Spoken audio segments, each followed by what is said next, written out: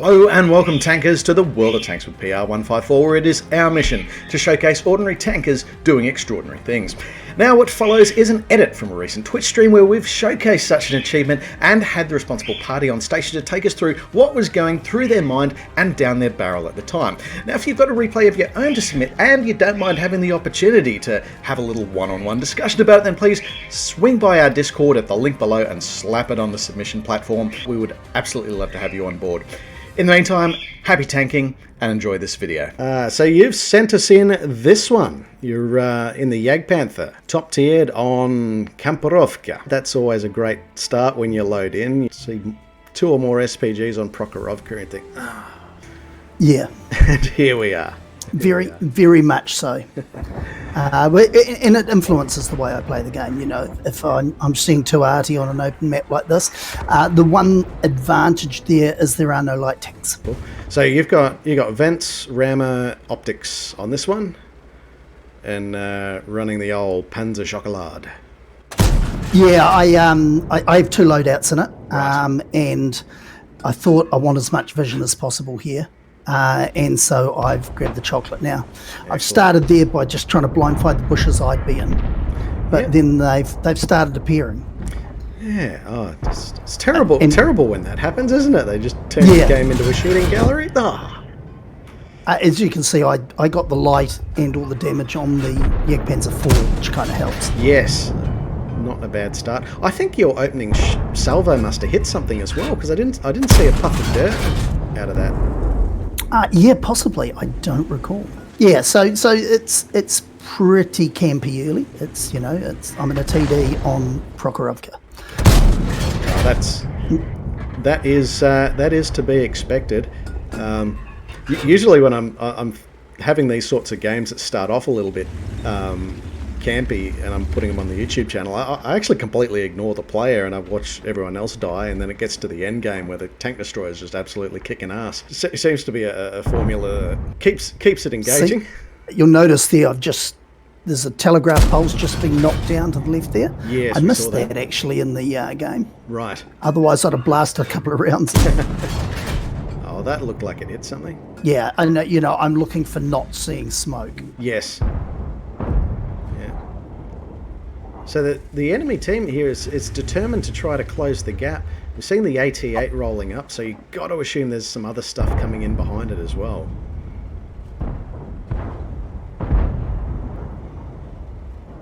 So, yeah, I think I've laid off there early because he was in a gap. Yes. And I don't really want to be lit. I can see you got the APCR loaded, but still struggling to find a bead there. You got 244 mil of penetration, and still a bit touch and go as to whether it's going to pen, but we got it there. I'm also prone to auto aiming too much, which possibly we'll see at some stage in this. That's all right. I'm not here to judge anyone. Yeah. Sixth Sense hadn't gone off, but my personal Sixth Sense had. That he got close enough. He was on the wrong side of the bushes, and I shot at him. Yeah. And it was time to get out. Reasonable choice indeed. So your frontline vehicle at the moment is the Tiger P. Yes, a well-known vision vehicle. Indeed. Although I would say as far as heavies go, the German heavies seem to have the better optics. Would I use them as a scout still? Absolutely not. But I guess in the absence of any light tanks, you just work with what you have. Yeah, well, I mean, we had the Rudy sitting in those further forward bushes, but I've got 1600 assisted. Right. Indication that perhaps he isn't configured for vision. Aha. It's interesting though, despite being a 3 SPG game, I would have thought the artillery would be a little bit more impactful on your flank at the moment. We just haven't really seen too much bombardment thus far. It seems to have been focused on the mid. Yeah, the ARL I just noticed got one circle. Okay, well that might explain it, because one of them is the FV304, and it probably doesn't even have the range to hit you here. No, it would only be able to hit the ARL and probably the stuff on the hill. Right. Okay. if that T-34-85M can be knocked out, then you would assume that's the most forward enemy vehicle at this point. Yeah, and, looking at the teams, we're 6-4 up, but there's still likely 6 tanks on this flank. Yes.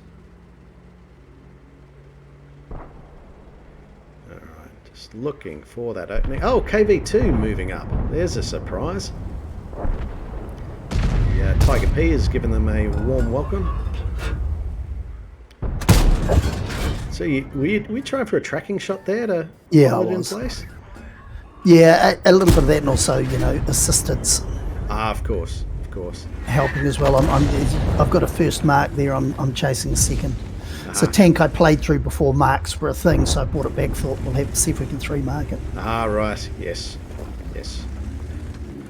Oh, there's cheeky little SU-76I decal on my left shoulder. Yes. That's nation appropriate. I have way too many games in the grossly overpowered Tier 3 TD. Right. And so when that was a reward, I bought a huge number of those. Most of my TDs wear them. Fantastic. All right, Tiger P taking hits from the Achilles. I don't think that's a top gun on Achilles there. Yeah, the 17-pounder would go through, but it doesn't have huge alpha, but, it's got great PM. Yeah, they've got the... I can tell they've got the premium shells loaded because I have a little mod that sends up little puffs of red smoke when premium shells hit, which is great. I don't have to wait for the bloody tank to be hit before... Their arty's working now. Okay, so that's 85M's probably proxy spotted. And yeah, okay.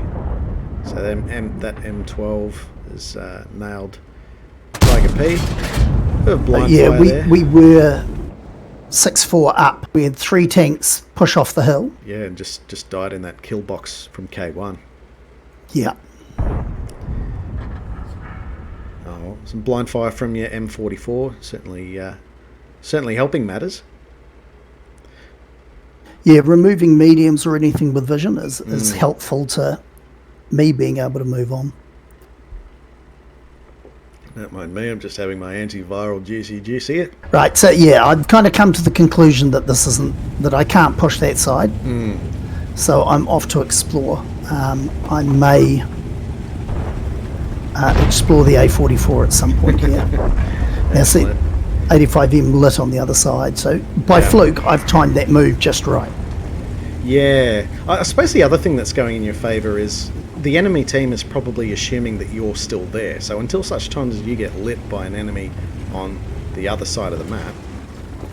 Oh yeah, this is a terrible accidental collision. Oh yeah, absolutely. See his aiming point still in front, even though there's a tank lit over to his side. That's not supporting the idea that is a human player involved in the lit there. Alright, that's a nice hit there. So that's left T-34-85M one-shottable for you.